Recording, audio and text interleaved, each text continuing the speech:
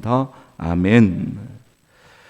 오늘 우리의 본문을 보시게 되면 오늘 우리의 본문은 이렇게 시작합니다. 예수께서 모든 도시와 마을에 두루 다니사.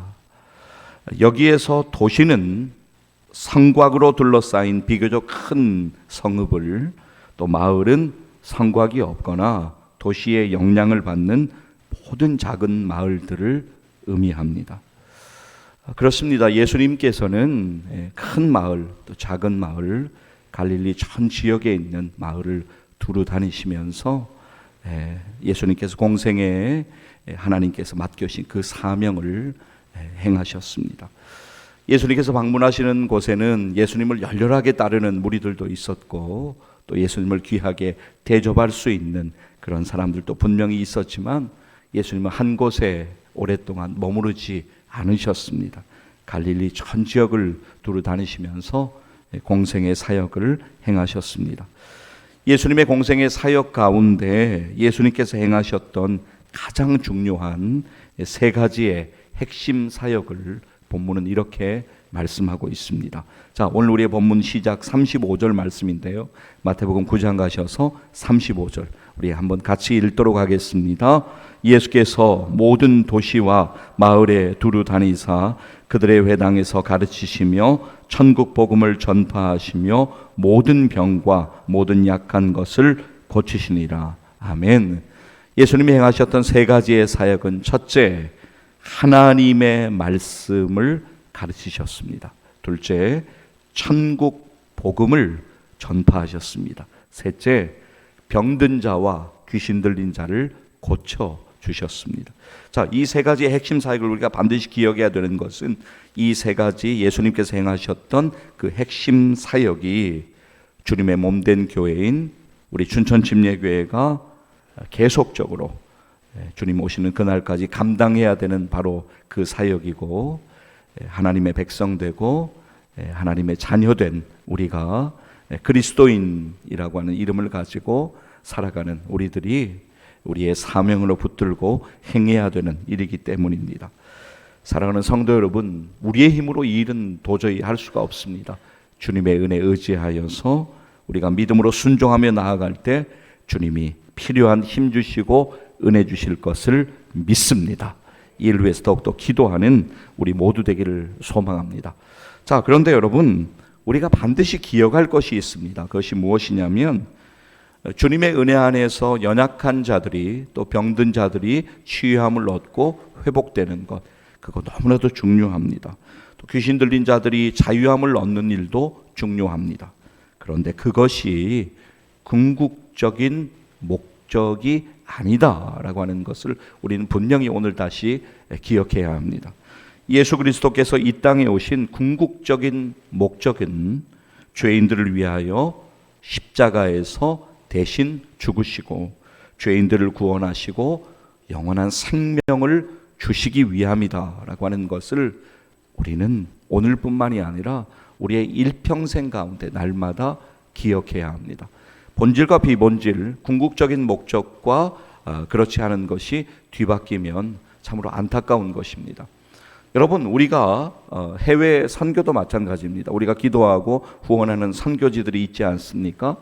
그곳에 이제 선교사님들이, 또 단기 선교팀이 가게 되면 쓰러진 집을 보수해 주기도 하고, 또 배고픔을 해결해 주기 위해서 쌀을 나눠 주기도 하고, 또 뭐 라면을 직접 끓여서 대접을 하기도 하고, 또 도시락이나 식사를 제공하기도 하고, 실제로 여러 어려운 가정을 찾아서 실질적인 구제를 하기도 하고, 또 뭐 학용품을 나눠주기도 하고, 또 학교를 통한 교육 사업을 하기도 합니다. 그리고 병든 자와 연약한 자들, 귀신 들린 자들이 치유함 받고 회복되기를 위해서 간절히 기도하는 그러한 일도 분명하게 있습니다. 그런데 여러분, 이것이 최종적인 궁극적인 목적은 아니다라고 하는 것이죠.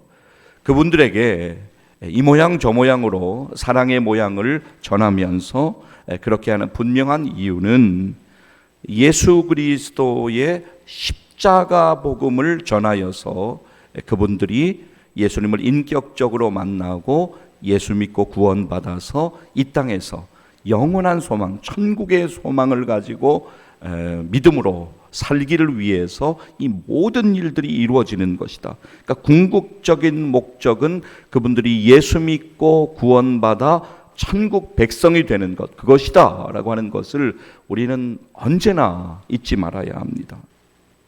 여전히 우리 교회는 하나님께서 우리에게 허락하신 은혜 가운데 우리는 우리 교회가 할 수 있는 일들이 있겠지요. 하나님이 허락하신 그 은혜 안에서 누군가를 돕는 사역, 구제하는 사역, 돌아보는 사역들 우리는 계속적으로 펼쳐갈 것입니다.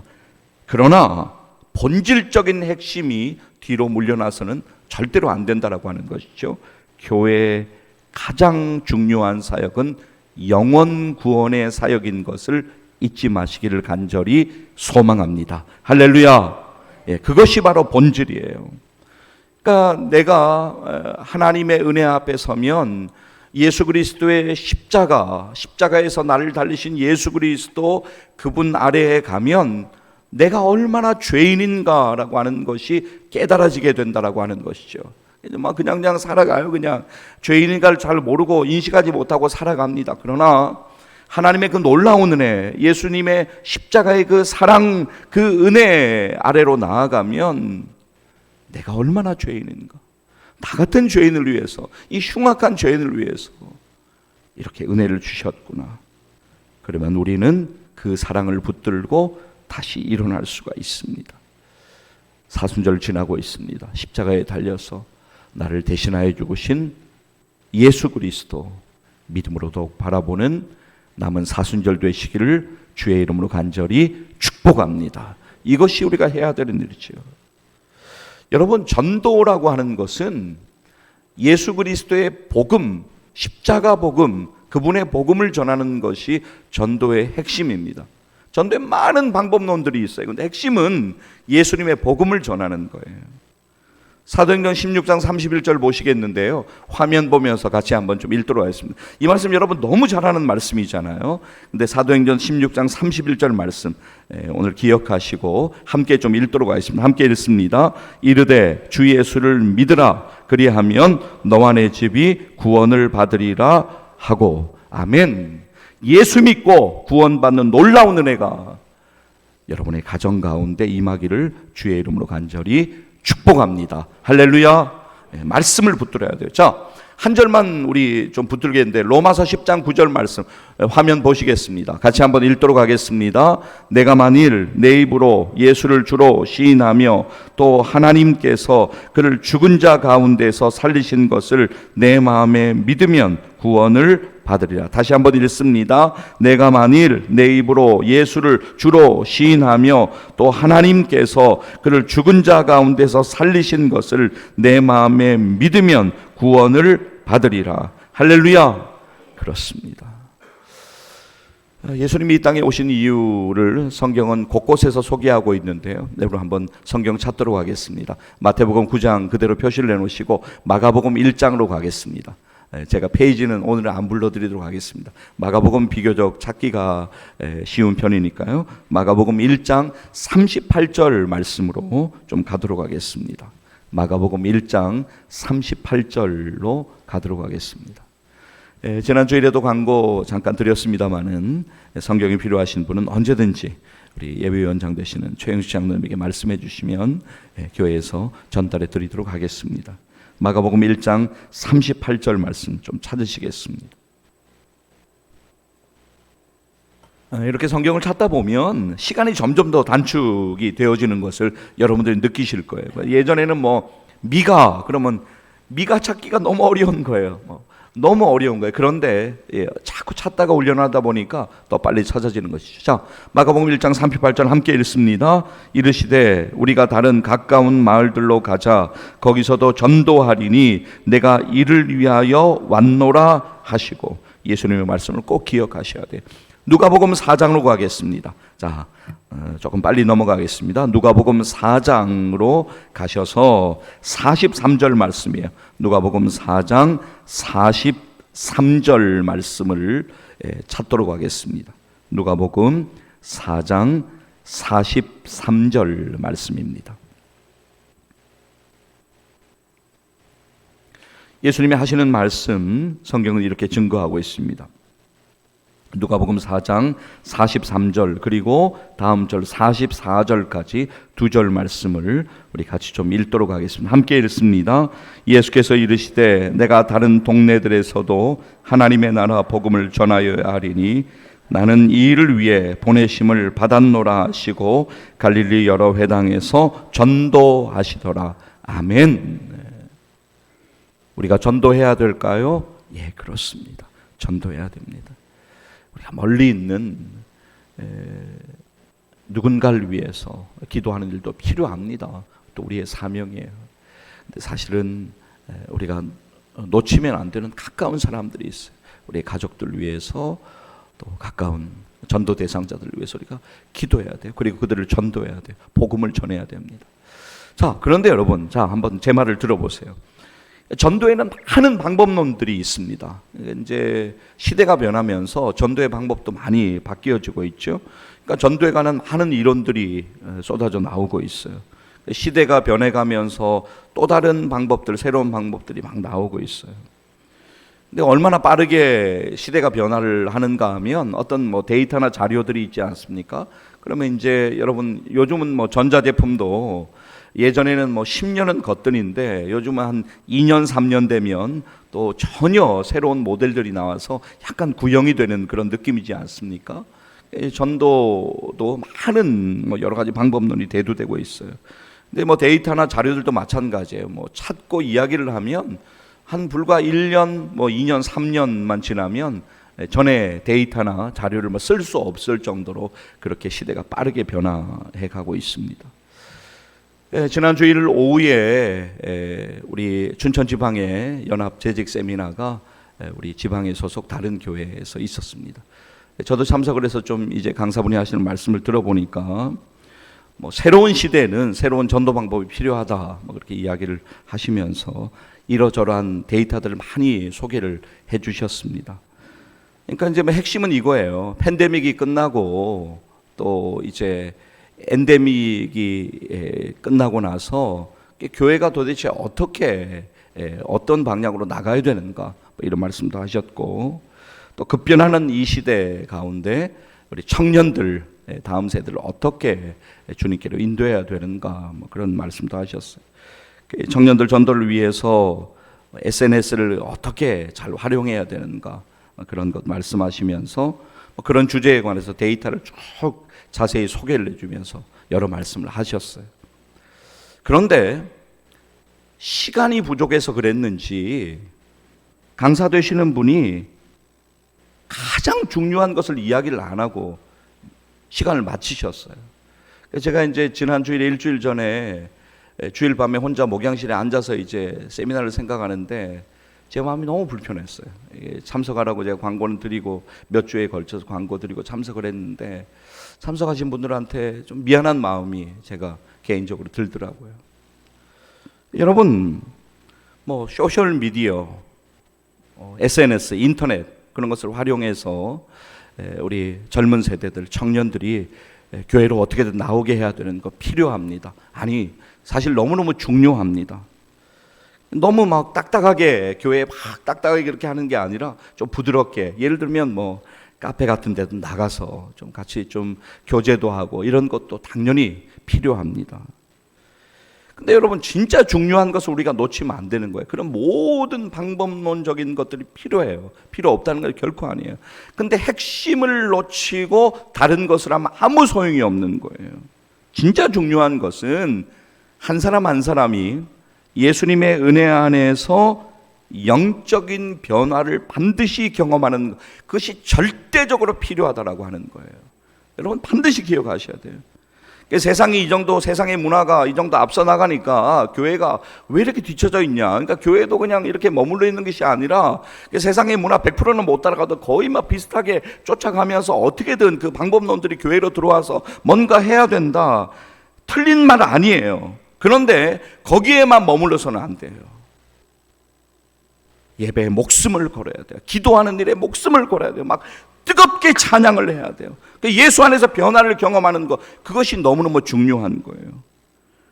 그러면 절대로 흔들리지 않는 구원의 확신이 생깁니다. 그것이 중요해요. 오늘 청년들에게만 말씀드리는 거 절대로 아니에요. 우리 모두에게 말씀드리는 거예요. 흔들리지 않는 구원의 확신을 가지는 것이 너무너무 중요해요.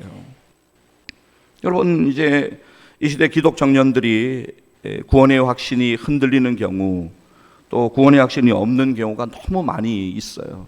교회는 나오는데, 그러니까 본인한테 뭐가 맞거나 본인이 뭐가 좋거나 있으면 교회를 나오지만, 본인이 안 맞거나 뭐 기분 나쁘거나 감정이 상하거나 분주하거나 시험에 들면 교회를 안 나옵니다. 뭐 교회를 안 나오는 정도가 아니죠. 하나님이 없다고 부인을 딱 하고 나는 교회 끝 뭐 이렇게 선언을 해버리는 경우들이 있습니다. 근데 진짜 중요한 것은 속으로 들어가서 보면 뭐 우리가 여러 이야기를 해요. 원 가정에 문제가 있다, 뭐 가정에서 문제가 있었다, 그러니까 그렇다, 뭐 이런 이야기도 하고 여러 이야기를 하는데, 진짜 중요한 것은 예수님을 경험하는 거예요. 한 사람 한 사람이 인격적으로 예수님을 만나고 예수님을 경험하고 예수님을 제대로 믿는 믿음의 확신이 반드시 체험되어야 된다라고 하는 것입니다. 그것이 중요해요. 그러기 위해서 여러 가지 방법론이 더해지는 건 맞아요. 그런데 그것보다 더 중요한 본질은 예배에 목숨 거는 거예요. 그리고 간절히 기도하는 거예요. 뜨겁게 찬양하는 거예요. 예수님의 은혜, 하나님의 그 놀라운 사랑을 경험할 수 있는 일들에 대해서 우리가 정말로 전적으로 최선을 다해야 돼요. 그 말씀을 우리가 듣고 말씀을 나누고 뭐 말씀을 읽는다, 뭐 여러 가지 방법들이 있어요. 그런데 말씀을 수박 겉핥기처럼 그냥 그렇게 그 정도 어설프게 아는 것이 아니라 정말로 우리가 하나님 말씀을 깨닫기 위해서 진지하게 기도하고 말씀을 붙들어야 합니다. 그것이 진짜로 우리가 해야 되는 중요한 일이다라고 하는 것을 잊지 마시기를 간절히 소망합니다. 할렐루야. 이 일을 위해서 깨어 기도하는 우리 모두 되어지기를 주의 이름으로 간절히 축복합니다. 여러분, 일부 예배 때도 제가 이 말씀을 드리니까 다 이렇게 고개를 숙이고 계시다가 막 고개를 드셔서 저를 막 보시더라고요. 여러분, 교회가 친목 모임입니까? 교회가 친목 모임하는 데입니까? 그러면 교회만큼 재미없는 데가 없습니다. 너무 제약되는 게 많잖아요. 여러분, 제가 이제 간절한 마음으로 여러분에게 막 1월달에 캠페인도 하고 교회에서 절대로 막 핸드폰으로 게임하지 말자, 또 막 핸드폰으로 세상의 영상 뭐 보지 말자 막 강조를 드렸어요. 막 심지어는 저도 사실 저런 걸 세워두기가 너무 겸연쩍은 거예요. 야, 이게 뭐 교회에서 입구에 저런 걸 세워놔야 되나 그런 마음도 막 들곤 했습니다. 근데 제가 그 엘리베이터 앞쪽에 또 세워놨잖아요. 1층에 그렇게 교회 내에서. 근데 또 아직까지 하시는 분들이 있어요. 그러니까 마음이 제가 너무너무 아픈 거예요. 그래서 제가 일부 예배 때는 그냥 참석하신 분들한테 제가 말씀을 드렸어요. 이제 앞으로 교회에서 뭐 핸드폰으로 게임을 하시거나 핸드폰으로 세상의 영상을 보다가 저하고 마주치시면 제가 불같이 화를 낼 거예요. 그러면 그때 시험 들지 마세요. 제가 미리 말씀을 드리는 거예요. 여러분, 우리 모두를 위해서 그러는 거예요. 교회라고 하는 이 공동체가 우리가 믿음으로 이것을 지속해 가지 않은 많은 일들이 있는 거예요. 사랑하는 여러분, 교회는 구원받은 성도들이 함께 모여서 하나님을 예배하고 하나님께 기도하고 예수님의 제자의 삶을 살기 위해서 훈련받고 다시 세상으로 흩어져서 예수님의 제자의 삶을 사는 예수 믿는 사람들의 공동체가 바로 교회입니다. 이것을 기억하셔야 돼요. 이거 책에 있는 게 아니에요. 그냥 제가 적은 거예요. 다시 한번 보여주세요. 이거 여러분들이 외우지 않으셔도 괜찮아요. 이게 교회의 목적이에요. 가장 주된 목적이, 가장 주된 목적이 정말로 그렇습니다. 여러분, 다시 우리의 본문 쪽으로 돌아가겠는데 우리가 가족을 위해서, 가족권을 위해서 간절히 기도해야 돼요. 근데 영적으로 깨어서 우리가 막 기도해야 되는데 그러지를 못하고 있어요. 아니, 기도를 안 하고 있습니다. 뭐 가족권을 위한 기도이든지 그것뿐만이 아니에요. 나를 위한, 나의 믿음을 위한 기도이든지 꼭 가족권뿐만이 아니라 인생에 얼마나 많은 일들이 있습니까? 그 일들 앞에서 우리가 기도를 해야 되는데 기도를 안 하고 있어요. 기도를 안 하는 이유 3가지 잠시 말씀을 드리겠습니다. 첫째, 기도를 안 하는 이유, 믿음이 없는 경우예요. 믿음이 없으면 기도를 안 해요. 체면이 있으니까 남들이 보니까 고개를 숙이기는 하는데 기도를 하기 위해서 기도를 하지 않습니다. 믿음이 중요한 거예요. 유다서 1장 20절 21절 읽겠는데 화면 보면서 좀 같이 읽도록 하겠습니다. 여러분 잘 보셔야 돼요. 말씀을 잘 보시고 붙잡으면 하나님이 주시는 놀라운 은혜가 있어요. 자, 유다서 1장 20절부터 먼저 읽도록 하겠습니다. 함께 읽습니다. 사랑하는 자들아, 너희는 너희의 지극히 거룩한 믿음 위에 자신을 세우며 성령으로 기도하며. 20절 다시 보세요. 사랑하는 자들아, 너희는 어디에요? 너희의 지극히 거룩한 믿음 위에 자신을 세우며 성령으로 기도하며. 21절 읽습니다. 하나님의 사랑 안에서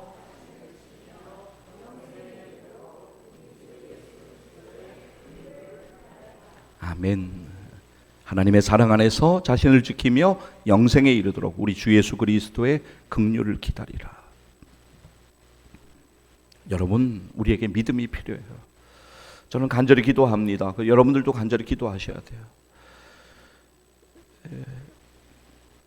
우리가 나이가 들면, 연세가 여러분들 들어가시면 우리의 육신은 점점 더 연약해지기 마련입니다. 그러니까 어떤 분들 보면 70, 80, 90 되셨는데 나는 남들하고 달라 나는 건강해 이렇게 말씀하시는 분들이 있는데, 물론 건강하실 수 있는데 그분들도 점점 연약해져 가는 건 분명히 맞습니다. 그럼 우리의 영혼은 날로 새로워져야 돼요. 오늘 밤에 하나님이 나를 부르신다고 해도, 혹시라도 하나님이 오늘 밤에 나를 부르신다고 해도 천국에 나는 반드시 가게 될 것이다라는 확신이 우리에게 반드시 있어야 돼요. 이게 흔들리면 안 됩니다. 절대로 안 되는 거. 사랑하는 여러분, 간절히 간구합니다. 하나님께서 우리에게 믿음의 축복 주셔서 믿음으로 남은 생에 기도하며 사시기를 주의 이름으로 간절히 축복합니다. 두 번째, 기도하지 않는 이유, 그럭저럭 평안할 때예요. 그럭저럭 평안할 때 우리는 기도하지 않습니다. 그러니까 큰 어려움, 큰 고난이 없고 그냥 저냥 나아가는 거예요. 기도하지 않아요. 그런데 인생의 절망과 고난이 있으면 오히려 우리는 기도의 자리로 나아갑니다. 물론 다 그렇다고는 이야기할 수 없어요. 그러나 일반적으로는 그렇습니다. 제가 예전에 한 2번 정도 주일에 예화로 말씀드린 기억이 나는데요. 제가 이제 미국에 사역하고 공부하던 그 상황 가운데, 그 시기에 미국에 비행기 테러가 미국 본토에서 있었어요. 한 2, 3일 정도가 미국 본토에 있는 모든 사람들이, 그곳에 사는 우리들을 포함해서 모든 사람들이 당황함에 빠졌어요. 불안감에 휩싸였어요. 그리고 이제 첫 번째 주일이 되었어요. 제가 당시에 버지니아에 있는 리치몬드 한인 침례 교회에서 사역을 하고 있을 때였습니다. 그런데 정말 전무후무하게 그 바로 첫 번째로 맞이하는 주일에 교회가 꽉 찼어요. 다 교회로 나오신 거예요. 하나님 앞에 기도하는 거예요. 여러분, 우리가 그렇지 않은 경우도 있겠습니다만은 사람은 고난과 절망 앞에서 하나님을 찾게 되어 있어요. 하나님의 도움을 구하게 되었어요. 그런데 평안할 때는 잘 기도하지 않습니다. 여러분들 평안하세요? 혹시 그것 때문에 기도하지 않는다면 절대로 안 돼요. 평안의 은혜를 주신 하나님의 은혜를 감사하며 기도하셔야 돼요. 여러분이 잘 아는 말씀을 좀 읽을 텐데요, 이 말씀 나중에도 꼭 한번 찾아보세요. 자, 시편 4편 8절 말씀 화면 보면서 한번 같이 읽도록 하겠습니다. 같이 읽습니다. 내가 평안히 눕고 자기도 하리니 나를 안전히 살게 하시는 이는 오직 여호와이시니이다. 아멘. 사랑하는 여러분, 오늘까지 여러분을 여기까지 인도하시고 여러분과 함께 하신, 여러분을 지켜주시는 하나님의 은혜를 기억하시고 감사하시고 기도하시기를 간절히 소망합니다. 세 번째, 우리가 기도하지 않는 것은 영적으로 깊은 잠에 빠져 있을 때 우리는 기도하지 않습니다. 근데 이건 이제 본인이 알아요. 사실은 본인이 아는 경우가 있어요. 내가 영적으로 잠에 깊이 빠져 있구나. 예전에는 뜨겁게 기도하고 그랬는데 요즘 기도가 영 안 돼. 이렇게 이제 본인은 스스로 진단을 하세요. 근데 그렇게 진단하고 생각은 하는데 기도를 안 하는 거예요. 왜 그렇습니까? 영적인 깊은 잠에 빠져 있어서 기도를 못 하는 거예요. 여러분, 저도 이제 밤을 잘 새는 편인데요.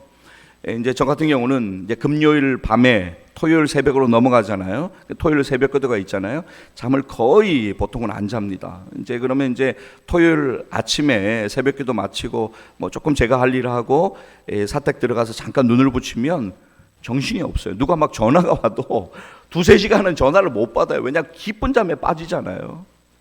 깊은 잠에 빠지면 깨기가 너무너무 어려운 거예요, 여러분. 기도를 회복하는 방법은 다른 것이 아니에요. 깊은 잠에서 깨어나는 거예요. 여러분, 말씀을 좀 보시겠는데요. 이 말씀 우리가 꼭 좀 기억해야 합니다. 이 말씀이 우리에게 울림이 되기를 원해요. 잠언 6장으로 가셔서 9절로부터 11절 화면 보시겠습니다. 예. 잠언 6장 9절로부터 11절 말씀 화면 보면서 9절, 10절, 11절 이어서 같이 읽도록 하겠습니다. 게으른 자여, 내가 어느 때까지 누워 있겠느냐? 내가 어느 때 잠이 깨어 일어나겠느냐? 좀 더 자자, 좀 더 졸자, 손을 모으고 좀 더 누워 있자 하면 내 빈궁이 강도같이 오며 내 곰핍이 군사같이 이르리라. 아멘. 예수님의 말씀을 한번 들어보시겠습니까? 자, 오늘 우리의 본문 그대로 해놓으시고 마태복음 26장으로 갈게요. 여러분 성경 찾으시겠습니다. 예, 시간 관계상 다 찾지는 못할 것 같아요. 그래서 제가 찾을 구절들만 말씀드릴게요. 마태복음 26장으로 가셔서 40절 보세요. 마태복음 26장 40절 보시기를 바랍니다. 예, 마태복음 26장으로 가셔서 40절 그리고 41절 말씀을 우리 같이 좀 찾아 읽도록 하겠습니다.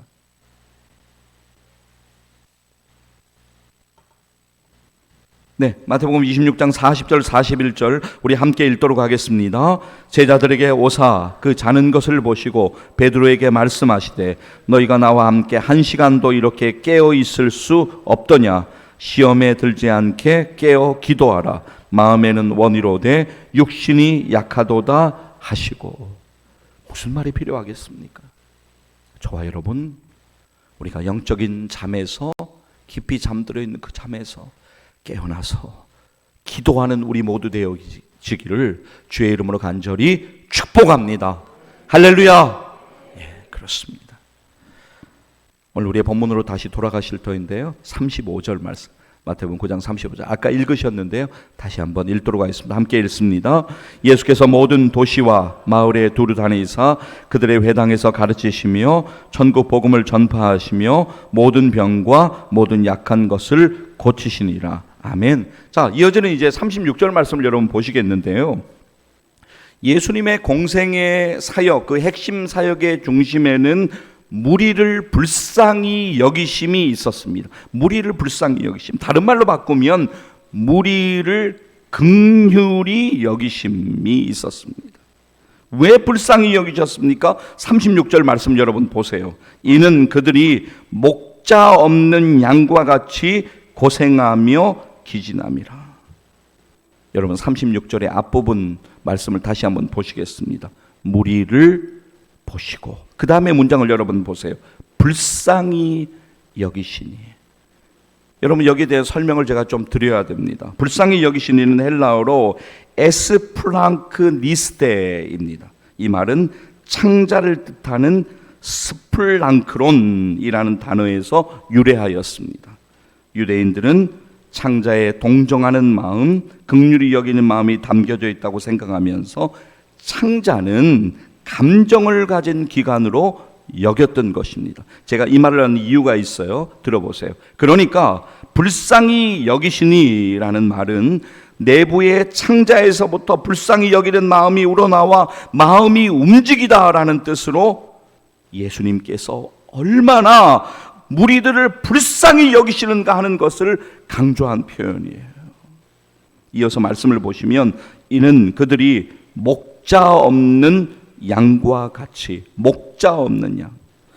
여러분 구약 성경을 우리가 보게 되면 곳곳에서 목자라는 표현이 많이 나오는데요. 물론 우리의 목자는 여호와 하나님이시죠. 그런데 구약 성경에서 목자라고 표현되는 그 표현들은 당시에 그 시대 가운데 하나님이 보내신 선지자, 하나님이 세우신 영적인 지도자들, 그들이 백성들을 인도하는 목자의 역할을 하게 하셨어요. 그러니까 이제 이스라엘 지도자들이 목자로 비유되는 그런 일들이 많이 있습니다. 시간 관계상 찾아 읽지는 않겠는데 여러분 나중에 에스겔 34장을 한번 읽어보세요. 그러면 목자라는 그 단어가 많이 등장을 해요. 등장을 하는데 거기서 목자는 바로 하나님께서 세우신 지도자들을 의미하는 것입니다. 비유하는 거예요. 근데 예수님 당시에 이스라엘 백성들의 지도자 역할을 했던 그들이 백성들을 바르게 인도하지를 못하는 거예요. 오히려 그들이 외식의 삶을 살아가고 있는 거예요. 그러니까 예수님께서 보시는 무리들은 목자 없이 방황하는 양떼와 같은 겁니다. 이어서 보십시오. 고생하며의 헬라어는 에크레니 메노이입니다. 이 말의 원뜻은 가죽을 벗기다, 칼로 썰다라는 뜻으로 극심한 고통이나 탈진을 가리킵니다. 그러니까 여러분 보세요. 백성을 인도해야 되는 지도자들이 바른 길로 인도하지를 못하고 오히려 백성들을 괴롭히고 학대하고 영적으로 그렇게 했어요. 천국으로 사람들이 가지 못하도록 방해하는 일을 오히려 하고 있었잖아요. 예수님께서 외식하는 그들 향해 이렇게 말씀을 하세요. 자, 마태복음 23장 여러분 한번 찾아보겠습니다. 얼른 넘어가도록 하겠습니다. 마태복음 23장으로 이제 23장으로 가실 때는 9장에서 가시려면 한 장 한 장 넘기지 말고 어느 정도 계산하셔서 쑥 넘기시면 되겠어요. 비슷하게 나옵니다. 마태복음 23장으로 가셔서 13절 말씀 보세요. 우리가 말씀을 자꾸 봐야 돼요. 마태복음 23장 13절 말씀 보시기를 바랍니다. 예수님께서 하시는 말씀이에요. 당시의 지도자들, 목자 역할을 해야 되는 그들인데 못하고 있어요. 자, 마태복음 23장 13절 말씀 함께 읽도록 하겠습니다. 화 있을진저 외식하는 서기관들과 바리새인들이여, 너희는 천국문을 사람들 앞에 닫고 너희도 들어가지 않고 들어가려 하는 자도 들어가지 못하게 하는도다. 목자 없이 방황하는 양떼 같은 무리들, 백성들은 종교 지도자들이 억지로 씌우는 율법의 올무, 율법의 굴레, 율법의 덫에 막 허덕이고 있는, 고통당하고 있는 거예요. 그러니까 무거운 짐을 지고 막 너무 고통당하고 있는 거예요. 이어서 보십시오. 기진함이란 헬라어로 엘림메노이라는 단어입니다. 이 단어의 뜻은 극심한 고통으로 인해 회복 불가능한 절망적인 상태를 뜻합니다. 제가 왜 이 설명을 다 드립니까? 예수님께서 그들을 불쌍히 여기셨어요. 그들을 측은히 여기셨어요. 측은히. 그들을 긍휼히 여기셨어요. 예수님의 이 마음을 우리가 오늘 기억하기를 원합니다. 예수님께서는 영적으로 신음하고 자유함을 잃어버리고 고통 가운데 막 신음하며 살고 있는 그들을 불쌍히 여기신 거예요. 영적으로 바라보시면서 그들을 불쌍히 여기신 거예요. 여러분, 오늘 우리가 말씀을 붙들고 우리가 전도해야 되는 전도 대상자들, 우리의 가족들, 그들을 긍휼히 여기는 마음, 불쌍히 여기는 마음으로 바라보아야 합니다. 그래야지만 이 일이 시작될 수가 있습니다. 예수님께서 무리들을 긍휼히 여기시고 불쌍히 여기신 것처럼 우리들도 그렇게 여기며 기도하며 전도해야 합니다. 여러분, 불쌍히 여기고 긍휼히 여기는 것의 시작은 사랑이에요. 사랑에서 출발해요. 사랑이 없으면 아무것도 아닙니다. 사랑이 없으면요, 연기하는 거예요. 연기하는 거예요. 사랑이 없으면 체면 때문에 포장하는 거예요. 그냥 그럴싸하게 포장하는데 사랑이 없으면 체면 때문에 그러는 거예요. 사랑이 없으면 오래가지 못해요. 포기해버립니다. 사랑이 없으면 잠깐 하다가 중단되고 실패됩니다. 요한복음 13장 34절은 여러분이 찾으실 필요가 없으세요. 화면 보여주세요. 이 말씀은 여러분들이 너무나 잘 아는 말씀이에요. 다만 요한복음 13장 34절이구나 하는 것을 이 시간 기억하시면 거의 여러분들 암송하시는 말씀입니다. 자, 같이 한번 예수님의 말씀을 같이 읽도록 하겠습니다.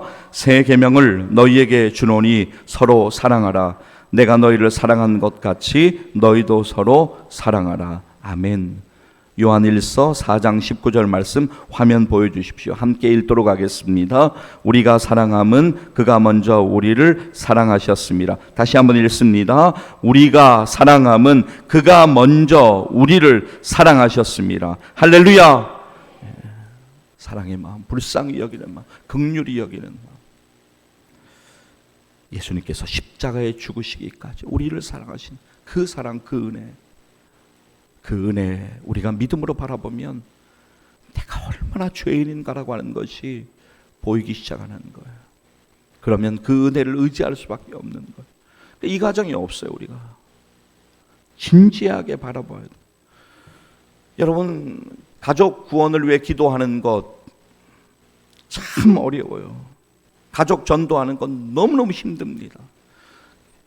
나는 그렇지는 않던데요. 가족 구원하는 거, 기도하고 전도하는 거 참 쉽습니다. 거짓말이십니다. 절대로 쉽지 않아요. 제대로 하지 않으신 거예요. 그러면 제대로 하지 않으면 어렵지도 않습니다. 진짜 여러분들이 간절히 기도하시고 간절히 여러 일들로 노력하셨다면 여러분은 지금까지 너무나 많은 힘겨움을 경험하셨을 거예요. 너무너무 포기하고 싶은 그런 순간들도 많이 있으셨을 거예요.